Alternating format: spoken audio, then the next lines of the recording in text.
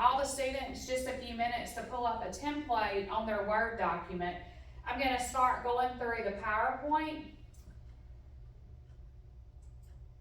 Okay, of course, we're preparing a professional resume. All right, so the 3 C's for a better resume. Keep it categorized, keep it concise, and keep it consistent. Keep it categorized, going back to that, before you begin creating or editing your resume, understand the key categories an employer will scan for. This goes back to what I was saying just a few minutes ago. Anytime that you're doing a resume, you kind of want to keep that in line with the line of business in which you're trying to get a job.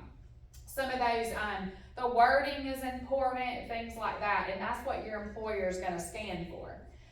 Keep it concise. In the case of a resume, less can be more. You don't want 2 or 3 pages of resume. They're going to get bogged down in that, and you want it to stay simple, concise, so that they can scan through the necessary information. And keep it consistent. You want to make sure your dates add up. You want to make sure that everything lines up so that they can just kind of start from the top and they can scan it really quickly. Okay, go to the next slide.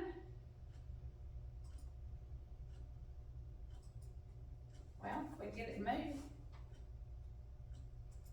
There we go. Okay. All right, so these are the resume sections.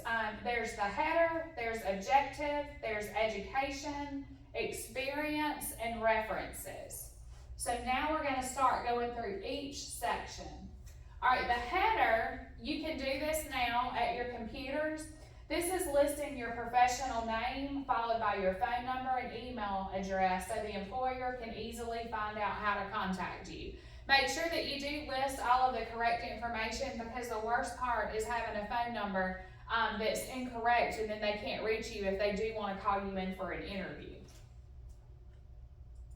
Okay? The next section is objective. This section is typically 2 to 4 statements and tells the hiring manager either why you are well qualified for the job or what your professional goals are. This just kind of sums up why you're looking for the job, what you're capable of, and what you're seeking. Okay, education. All right, this is usually the most lengthiest section of the resume. The education will start, of course, with the highest. So, and then it will go down from there. So if you have a college diploma, you're going to list that first with the dates. If you went to a previous college, you're going to list that under that. And then, of course, your high school will go under that. So you're going to list them from highest or greatest to the lower schools. If you have multiple degrees, list those after your highest one in reverse chronological order.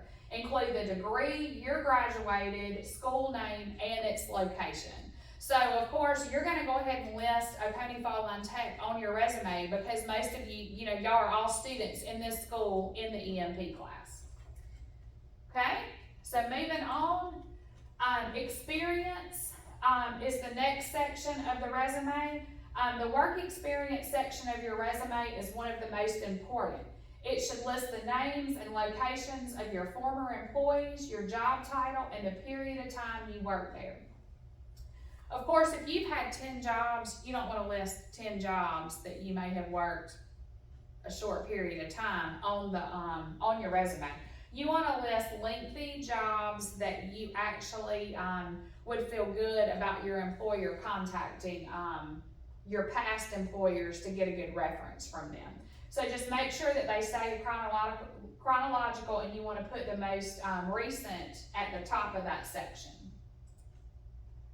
Okay, references. Some people choose to list references on their resume directly, but in a professional manner, they always will look for, in this section, it should just list available upon request.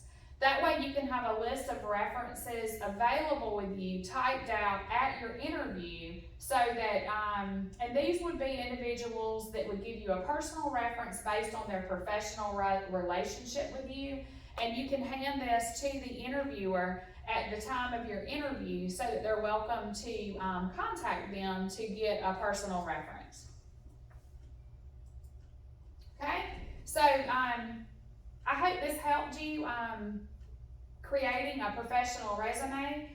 We're gonna end the video now, but I will be walking around to assist students, if they need, more assistance, individually.